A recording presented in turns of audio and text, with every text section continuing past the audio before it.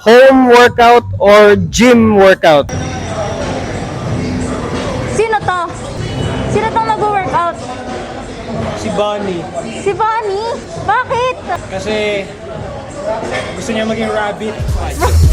Triumphant once again, we coming to win. We emerge from the rubble, still clutching the pen. Nothing can kill the. Alrighty, it is I, Manong Jaire, and welcome to the Manong Jaire Show. Ayun, nandito tayo sa PS Body Curve Fitness Buff. Nandito tayo sa gym nila. Ito yung gym nila. And ang gagawin natin ngayon, magtatanong tayo ng mga tao. Ano ang mas maganda para sa kanila? Workout sa bahay, home workout, or gym workout? Kasi parang may debate tungkol dito eh. Ngayon tatanungin natin kung ano mas prefer ng majority mga kaunggoy. Doon natin malalaman ngayon. Halika na, pasok na tayo. Home workout or gym workout? Workout sa bahay or gym workout? Home workout or gym workout? And why? Ano po mas pipiliin nyo at bakit? Mas better yung sa gym talaga ginagawa yung workout. Kung may budget naman po, workout na lang po sa gym. Mas marami pong tao na kasama dito at mas mamotivate pa na gawin yung pag-workout. Mai-inspire ka pa kasi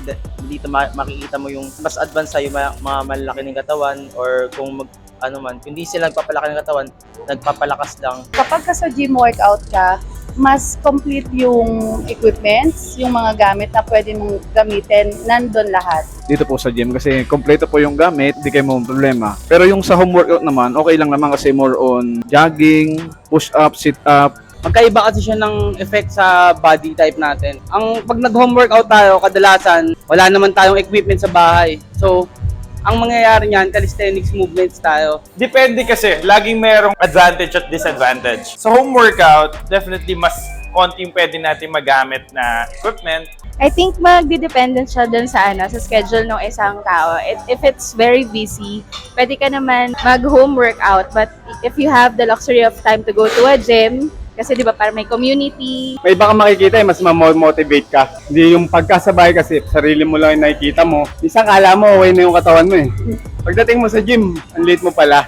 Kaya para sa akin okay yung sa gym. Unlike kasi kapag home-based workout, for me, wala kang masyadong motivation because bukod sa nag-iisa ka, wala kang ka-partner or wala kang ka-gym buddy na pwedeng mag-correct sa isa't isa. Advantage naman ng gym workout, yan na, nandiyan na yung mga equipment, machines. Mas na-maximize natin yung mga exercises na gagawin natin. Siguro para sa akin, it's gym workout. Since mas ma-motivate ka kapag gym, at the same time, may coach kasi to train you. So I guess yun, gym workout. Hindi ka mo sa gym, wala kang magagawang programs. Mas magiging intense yung workout mo, wala sa gym ka. For me, mas better talaga pag nasa gym.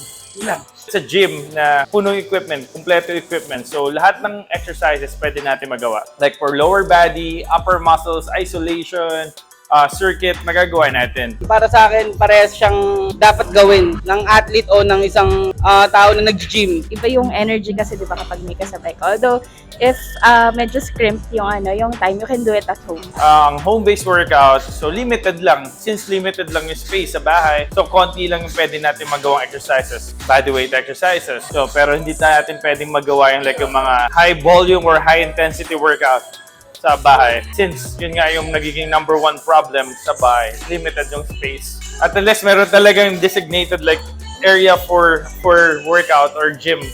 So, pwede yun. Gandang gabi sa inyo lahat. Mas maganda sa gym para magandang gamit dito eh. Sana dito lahat. Mas maganda tayong nag-workout, nagbubuhat para gumanda ating katawan at lumakas. Habang tayo sigla pa. Ako nga may edad na eh. Pero nagbubuhat pa rin ako para umaba-haba ating buhay. Saka lagi tayong masigla, masaya habang tayo nagbubuhat.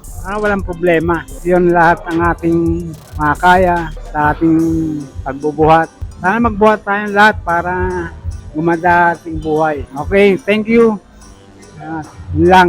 Thank you very much. Guys, please check out PS Body Curve Fitness Buff Mandaluyong. Thank you.